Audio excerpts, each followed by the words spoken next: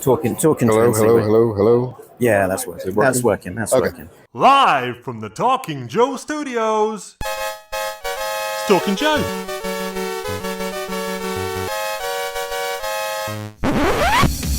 Talking Joe is on the air. Hey, it's me, Mark, and welcome to Talking Joe, the G.I. Joe comics podcast. If you are new to the show, you can find out all about us over at talkingjoe.co.uk.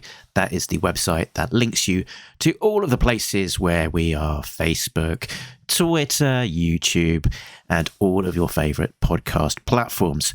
Now, today, this episode was recorded live at JoeFest 2024 on the show floor. So there's some background noise, but we did use lapel mics with noise cancelling, so you should be able to hear the audio pretty well. I was talking to Brian Shearer, who is one of the G.I. Joe creators that we've not yet had a chance to talk to on the regular show. So I was keen to sort of get some of his words down on tape, as it were. Brian Shearer is a professional comic book artist and illustrator based in the United States. He is a regular at JoeFest, so this is a return visit for him. He has worked on a variety of high-profile comic book titles, including Transformers, Doctor Who, and others. He writes and illustrates his own creator-owned graphic novels, Gunship, Thunderpunch, and William the Last.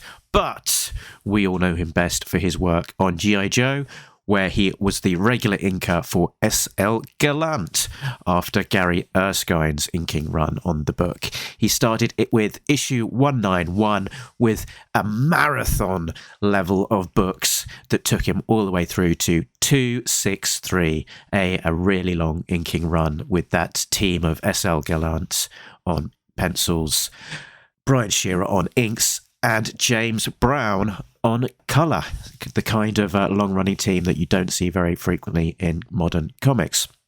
He also did full art duties for 2 issues, issue 253, which featured Duke, and issue 277, which featured Law and Order. He also produced several covers for the IDW run. Now, back over to me, where I'm about to ask Brian my first question. What are you going to ask him, Mark? Yeah, let's sort of get to the origin stories. Where did you first encounter G.I. Joe? G.I. Joe, I first ran across on my, 7th birthday when it first came out. And a neighbor kid said, "Are you into G.I. Joe?" And I was like, "Who's G.I. Joe?" And so he bought me, which looking back was a fantastic gift, the Vamp and Clutch. And so that was my intro, and then from there I was all in. So we are talking like 1982. Oh yeah, first hit. Yeah. Wow. So you're all in. Oh yeah, I was all in, and then it was from there I got. I just all through the 80s, G.I. Joe and Transformers were my 2 favorite things. So were you fairly completionist about collecting all of the toys? Well, back then, it was like I got whatever I could get. I mean, my parents were like, "You get this, you break it, you don't get another one," right? So right. I had a lot of Joes, and it was more just for birthdays and stuff. I really didn't. It never occurred to me as a kid to I got to get them all, right? It was like, "Oh, I like this, I'm gonna get this, I'm gonna get Flint, I'm gonna get this." So it was just more. And you don't also realize that if you don't get it now, you might never see it again. No, that doesn't even cross your mind. That this is a limited thing. It's just always going to be there. Of course, time's slower as well. Yeah. So you're a kid. I mean, watching the cartoon and playing with the toys and all that. So I was there from day one. Back in '82 when it came out. So. And in order, sort of what excited you most? You got the toys, the comics, the cartoons. I was more into the cartoon. So I don't remember ever seeing the comic. I mean, back then they would have been on spinner racks. Yeah. But I didn't really go to a convenience store. It just wasn't on my radar for some reason. I didn't see them. So it was early on. It was the cartoon and the toys. That was the thing. And then later on, I discovered the comic much later. So I was definitely a cartoon guy. Yeah. Did you start collecting the comic at any point once it Once you realized it was a thing that existed? More just the trades. Like in retrospect, I would get trades of old books. So we're talking quite a lot later. Yeah, a lot later. So, and then of course, once I started working on the book, from then on, like I would get trades. So I had a huge collection of stuff, the IDW run and all that. So, and more generally, then with comics, when did you sort of start getting into comics? Well, I mean, I always read comics, but it was always my grandma or whoever would see a comic at the grocery store. They get it, and it was always Scrooge McDuck or something like that. I got a Fat Albert comic somewhere, right? It's just weird stuff. But I always liked them, and then I discovered my uncle's comics from the 50s, and they were all Dennis the Menace, or Looney Tunes, or Westerns, or back before they put the names of the artists on there, there's a Alex Toth Western in there that I discovered much later. That I looked at it like a few years ago, and I'm like, holy crap, this is an uncredited Alex Toth book, right? And maybe you're looking at it thinking this issue just feels a little bit different, a little bit better than all the rest. It's a little more serious, and something else is going on here. So, so that was like my early on comic stuff, and then in middle school, I started buying my own like Batman. Like that was like in '89, the Batman movie came out, and I was all into Batman. Right. And then I started noticing, oh, I like this art. I like that art. And I wasn't really paying attention to artists. I was just like, oh, I like this and that. And then I got into the superhero stuff and all that. So that was kind of my, as far as mainstream DC Marvel comics, I feel like I was late to the party. But I was reading other stuff. I was reading like, Scrooge McDuck and all that. And you said you were a doodler, so I guess in classes you're probably all of your exercise books, notebooks full of drawings. Yeah, my mom told me in fourth grade, the teacher said I wasn't going to pass if I didn't stop drawing. And then she complained because I was getting my work done, and then I would draw, and the teacher didn't like that. And my mom's like, just let him draw if he's done. And then the teacher said, well, and I don't remember this, but she said that the teacher put us in groups to all work and to keep me from drawing, like it was a group thing. And apparently I finished everybody else's work so I could draw. Like I just got it done. But I don't remember doing that. My mom said, yeah, she was really mad about that. I was a doodler at school. I think it helped focus my mind. I listen better when I draw. So it's if we're in a meeting and you want me to look like I'm paying attention, I'm probably not. But if I'm drawing, I'm paying attention. My English teacher, I remember once, was like, you're drawing again, Mark. It's really not, you're obviously not being paying attention, and then just asking me like a super specific question and about what he'd been talking about. And I was like, gave him the answer, and I don't think that made him any happy. No. Well, when you're drawing too, it's like I can look at what I drew and remember what I was listening to, like at different points in the drawing. So I think now teachers are beginning to like it'd be a valid thing, like a way of learning. But back then in the 80s, no. Pay attention. So, at what point did you sort of move from thinking about doodling to actually, drawing professionally?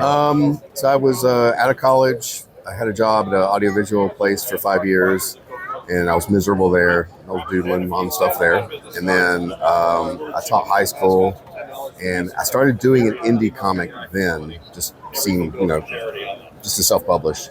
And then I started doing conventions, and I was like, I think I can make this work.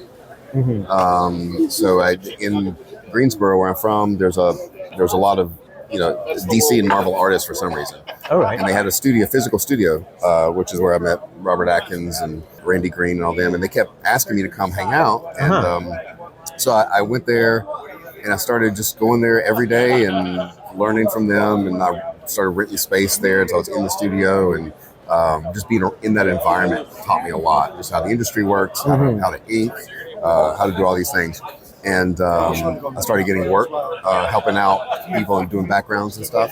And from there, it just kind of snowballed. But it was a long process, right? It was, I didn't realize it, but being in that studio was really like my comic book education. It was like those 5 years were what really pushed me to develop. I didn't realize it at the time, but looking back, I was like, yeah, that was a big thing. So. And in terms of that G.I. Joe gig, how did that all come about? Was it something that you specifically angled for as a fan? No, it was. So I had gotten some work on Doctor Who. Another studio mate was working on that, and he couldn't finish the book, and I was inking him, and then I finished the miniseries. So I kind of got my foot in the door at IDW that way.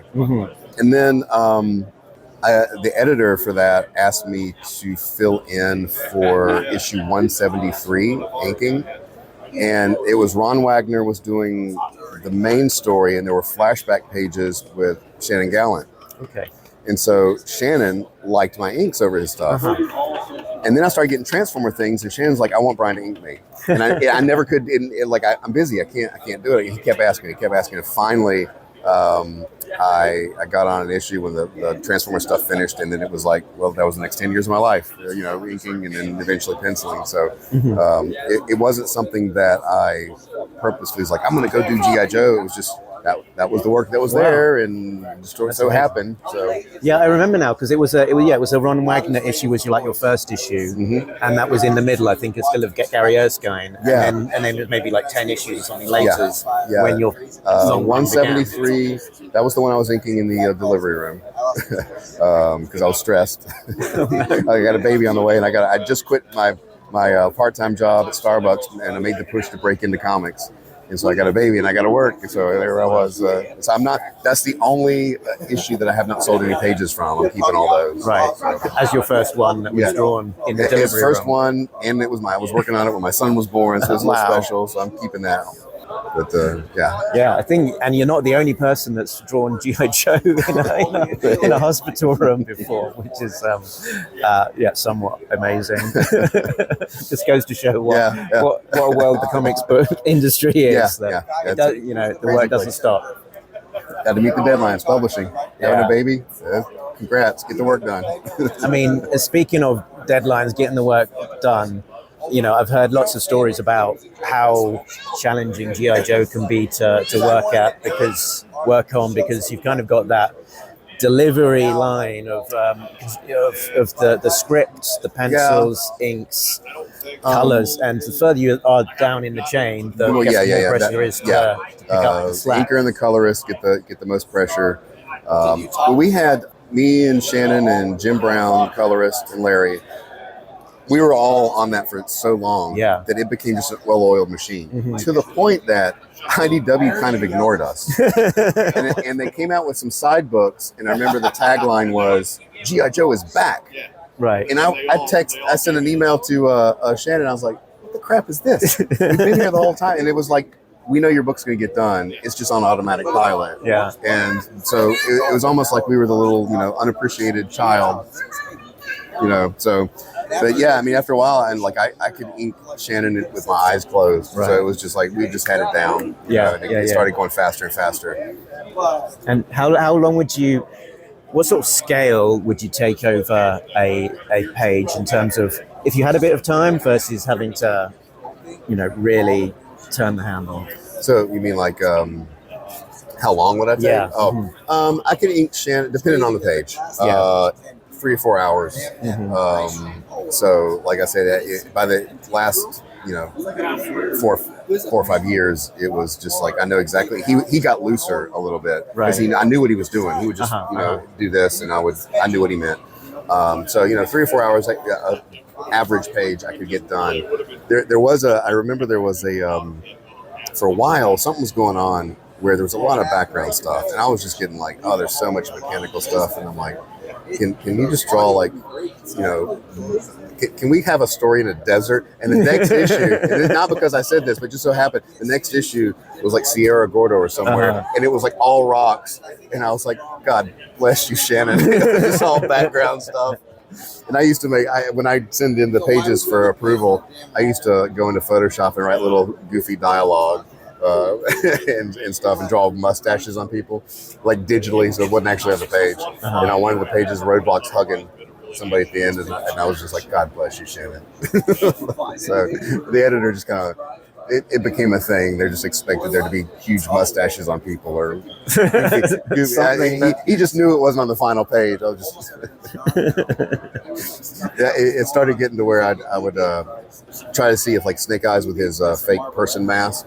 Disguise. I had it like get longer and longer, and like Christmas ornaments hanging off of it, just to see if anybody would say anything. And on occasion, I don't know about your run, but on occasion, some of those things do make it through to the final comment. Not on ours. I was careful to do all those on the right file. But sometimes there would be. I think there was a big, well, not big. It was a little, kerfluffle with I think the 2016 election where right. So they had written Trump, the two rednecks, and carving it. The carved Trump. Well, I didn't think anything about it. I just inked it on my way, and I was at. And then I went to New York Comic Con, and I'm in a bar with Andrew Griffith, and check my phone, and people are like, "Are you okay with all this drama going on? What are you talking about?" What? And I was like, and I look it up. I was like, "Oh, good grief!" I was like, "Look, it was there. I just inked it. I don't pay attention to all that." But something like that. And I think that was the only time we ever had any drama during our run, but anything. So. And it was the same time that there was all of the Audrey Citizen. That was at the same time. Kerfuffle as well. So. Probably drowned you out. Well, it did. I remember that at the same time. There was all that going on, and then ours was just like a little blip. Because they were all focused. Eyes were over there. Mm-hmm. So. I think that one got fixed or changed for the trade. Didn't I think it did. We did.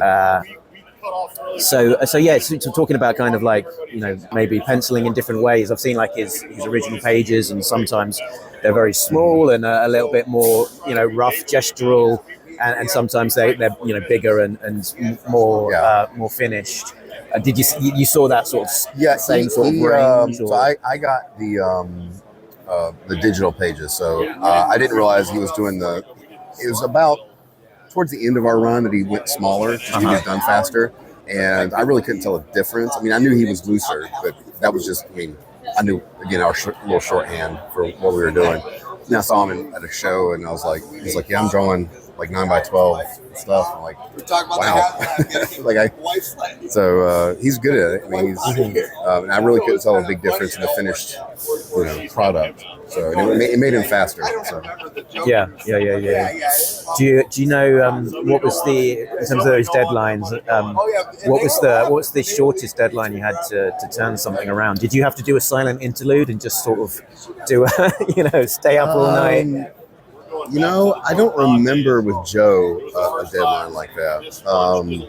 Again, we were the well-oiled machine, and there would be a time or two where Larry would, for whatever reason, he's doing conventions or something, the script would come in a little late, and then.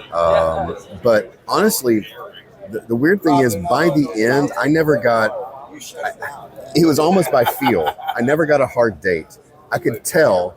Okay, this is the week the editor's going to say, can you wrap this up? I would just sense it. But so it was more like I would get the email, hey, can you wrap this up by Friday? Mm-hmm. And it would be a couple of days like, yeah, it's fine. Because we were staying with it, and it was more like, because it was so built into my routine, I would just casually work throughout the month and then push at the end. Because I could get that spidey sense, right? Like, oh, yeah, I'm getting the email today, and it would come. So we were pretty. I feel like it was a dream situation because it was just like we were left alone. We did our book, and very little prodding to get it done because we were getting it done. They knew it was going to get done. Yeah, and I spoke to Gary Eskine and had a really interesting conversation with him about the experience of being an inker on G.I. Joe, and what sort of really resonated with me for that is that it's not just an artistic endeavor, but it's also an economic endeavor that's with the page rates being what they are, no matter what you'd like to do in terms of so you've got to be disciplined in terms of the amount of time that you can spend on a page, because otherwise you're doing yourself a disservice and you got to get bringing your hourly wage down. And for me, when I was inking especially, you make up for the page rate by selling the art. So I had a huge eBay thing going on at the time, and my buddy Chris would handle all that. And so that's how I made it work. It's just add commissions, do this, go to shows. You have to hustle. Just living off the straight IDW wage was not going to cut it. But you got to, if you're in there and you're connected with the fan base, it opens you up a little bit to sell original art. And so, I think you're right. I think somewhere some artists maybe fall down is that they're not on kind of like that hustle of realize that they're sort of leaving the almost half the stuff on the table by not actually going out there and being proactive with selling their pages and things like that. Yeah, that's the thing. It's like you gotta if you are just going to show up and say, well, I got a job with this company and I just have to show up and punch the clock. It's like, no, not so much. Yeah. Yeah, so you're working on that book a long time with the same guys. You know, what was kind of that relationship like with all of those guys beyond just the production line? I didn't talk to Larry very much. It was kind of, even when I penciled, I don't think I really talked. I got the script. And if I had a question, I just asked the editor. Me and Shannon are pretty good friends. You know, we still are. And Jim, I haven't talked to him a whole lot. It would be more just here and there on Facebook. But me and Shannon, because we would do shows together and we just kind of hit it off. So we would, I would do a show up in DC, and sometimes he would come down to Heroes. He doesn't do any shows anymore, but yeah, we actually got along pretty well. So send him stupid texts and stuff, and try to make him laugh with the mustaches on the characters and stuff. So I miss. I haven't seen him in several years. I don't think I've seen him since the pandemic, actually. Oh, really? Again, he doesn't do many shows anymore. And last time I saw him was in DC, like in 2019, when I did Awesome Con. I think that's what it is. So hopefully I'll get him. I used to see him in Baltimore, and every year. Baltimore's a good show, but again, 2020 was like a reset with cons, right? It was like everything stopped, and then I haven't picked it back up. But hopefully, we can get together pretty soon. And talking working with Shannon, what was sort of slightly surprising towards the end of that run of the books for ARAH was that when Shannon came back, it wasn't the whole team that came back, because there was a different inker. Yeah, Maria. So I think what happened was you get kind of typecast or pigeonholed in your. So I was an inker forever. It was hard for me to get other work. And then what ended our run was actually $6 Million Man, G.I. Joe versus $6 Million. And because Shannon's a huge 70s TV show fan. And when he saw that was going to be a thing, he's like, I want to do that book. So they moved the whole team over there. We thought we would just come back to a Real American Hero, but they got a new team. So we lost it. And it was like, oh, we're done. Staff. Can I have a staff member over to the Sergeant Slaughter booth? There's no spill. Can I have a Marriott staff member to the Sergeant making a Slaughter mess. booth? maybe an over enthusiastic fan. Not quite able to. So we all of a sudden it was we're done, and then my editor, because he knew I could draw, he asked me to do a cover here and there, and then he asked me to do a whole issue. Well, what happened, I'm pretty sure, is that I got shifted from the inking category to the artist penciler category. Right. So when I wasn't on the radar, right, they're just like, oh, well, Maria will ink it, blah, blah, blah. And then so when they think about me, they probably started thinking, oh, if there was work, it would be penciling work. Mm-hmm. So that's why I didn't come back. So right, because I think, am I misremembering, did Maria do some work with Robert maybe towards the back end of... Maybe. I know I remember the issue that she came on, and she was asking me, how to ink. She's asking for advice on how to ink Shannon. Mm-hmm. And, she does a great job. So, when they came back, she was doing that. And, I'm totally cool with that, because I'm off doing other stuff anyway. Okay. So. I appreciate it. And, the cool thing is about your run is that you inked all of those issues, but then you went on and ran the whole show for inks and pencils and inks on 2 issues. So that was a Duke solo story, and then the Law and Order solo story. What was the experience like, sort of, in the driver's seat? It was a little different. It was a little stressful, only because I would get all the. Joe fans in general and Larry want the equipment to be correct. Yeah. And so the biggest challenge was, especially with that Duke issue, looking up the right vehicles, because it wasn't a story where it was like a flashback before Duke was in G.I. Joe. So all the vehicles were real. It wasn't like the Vamp or whatever. It was like here's this vehicle, and so I would get this list of actual things, and I'd have to find a turnaround. Right, I'd have to find this angle. So I can draw those trucks blindfolded now. And I see one. I'll drive down the highway, and there'll be a convoy, and I'm like, I know that truck. I drew that truck. There's the Humvee. So that was the biggest thing. And then the Law and Order issue was easier only because it took place mostly in that sewer. except that I swapped the Toxo and Techno Viper and panicked, and so, but it worked out. Fix it in the dialogue. Yeah, he fixed it in the dialogue. He did. I think they had him arguing. Like, I know. So when you read that issue, the Toxo Viper is telling the Techno Viper how to work on the toxin thing, right. And the line is, "I'm a Techno Viper. I know what I'm doing." And then the reason that's there is because I screwed up. Right. So it was supposed to be the Toxo Viper doing the toxic gas, the canister thing. Yeah, could be worse. They both know what they're doing.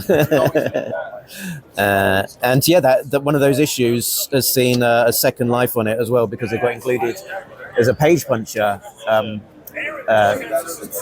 McFarlane Toys. So, oh, really? Do you not know about this? I didn't know this. Oh, tell me what this is.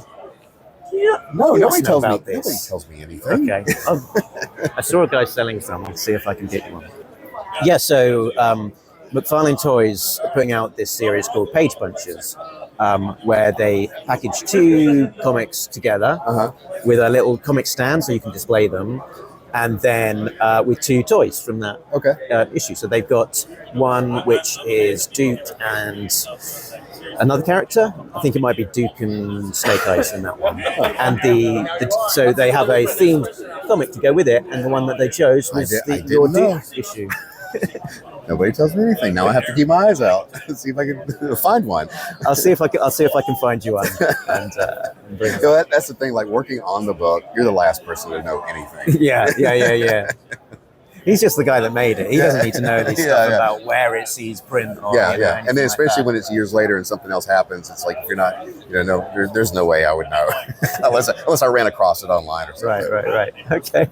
That's funny. Wild. Tell me about some of your favorite experiences of working on the book. What were some of the big highlights? I mean, just in general, being able to work on the book and have that be like kind of the largest part of my career was kind of cool, just because I grew up with G.I. Joe and Transformers, and those are the 2 things I worked on.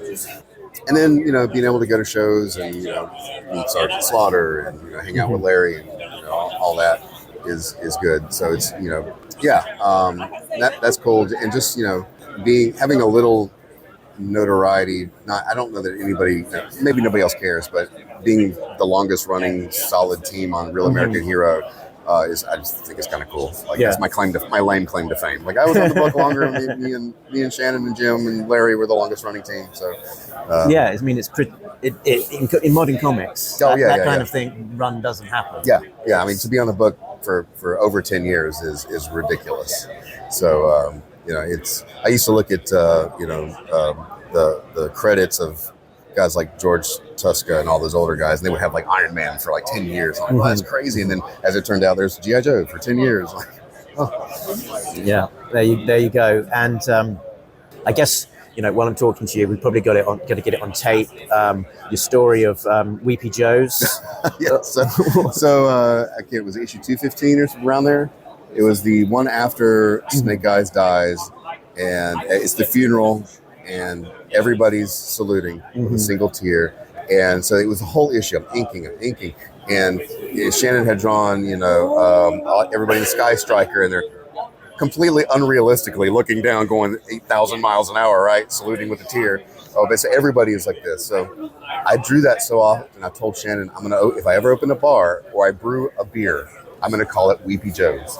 And so I've had, I've done commissions. Some of our friends, John Thurman, who's a big Joe guy.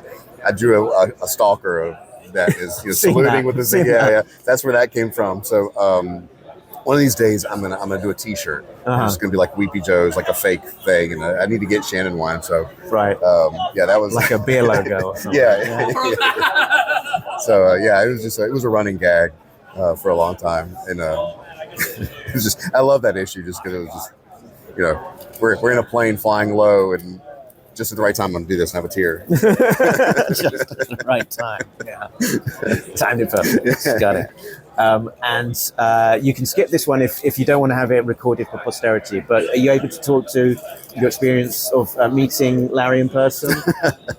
Well, I mean, it's funny, and I don't know if you've heard the story. I've met him for the first time 12 times. He never remembers who I am, which is totally fine. I think it's funny, and if you'll see on the back of my second art book, there's a quote from Larry. It says, "It's the blue one there."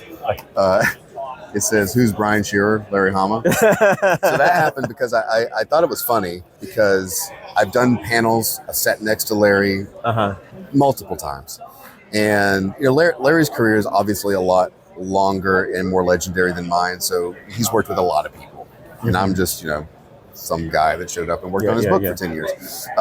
So I used to tell people I've met Larry for the first time a bunch of times, and he was on a live stream on YouTube, and somebody told me, "Hey, I'm going to ask him. I'm going to send a super chat so the host will have to read it." And I'm asking him about you. I'm like, "Yeah, whatever." So about 11:30 on the Friday night, my phone lights up. So my phone lights up, and I thought you were joking.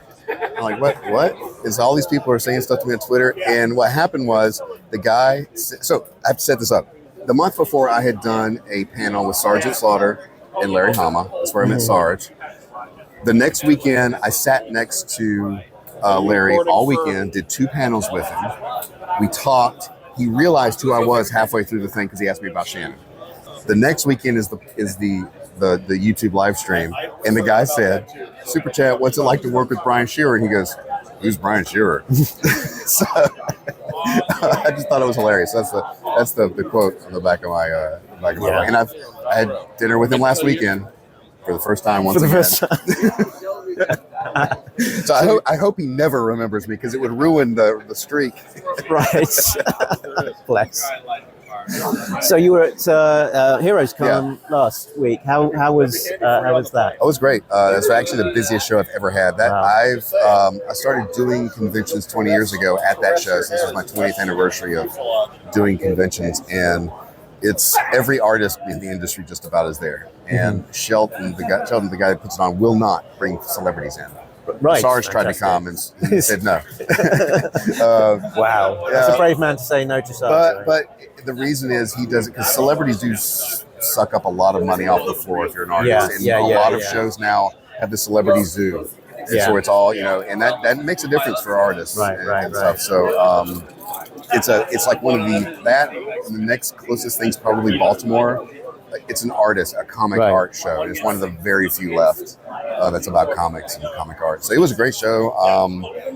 The girl who books my show, Brittany, does Jim Shooter as well. So we got to hang out with Jim, go to dinner with Jim Shooter and Larry Hama. And they had great stories of working back in the day and stuff. If you ever have a chance to have dinner with Jim and Larry, you'll just listen to amazing stories from like working in the 70s and 80s and comics and stuff. So it's good. It's a good time.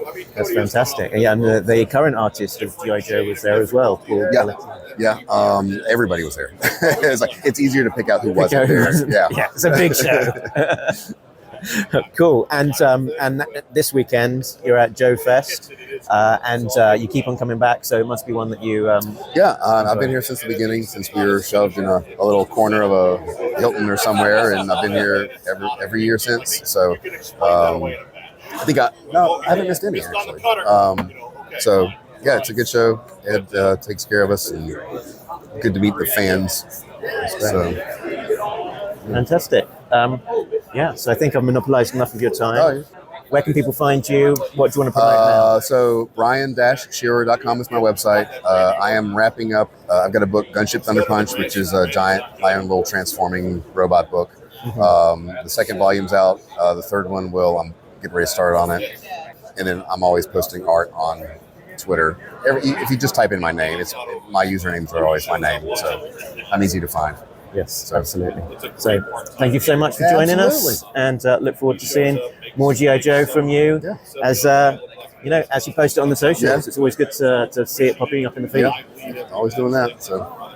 So there we go. That was Brian Shearer on the floor of JoeFest 2024. Hope you enjoyed that discussion as much as I did taking part in it. So that is it for this time round.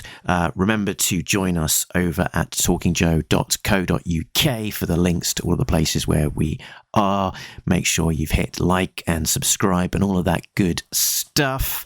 And we will bringing you more from the floor of JoeFest, as well as our normal episodes.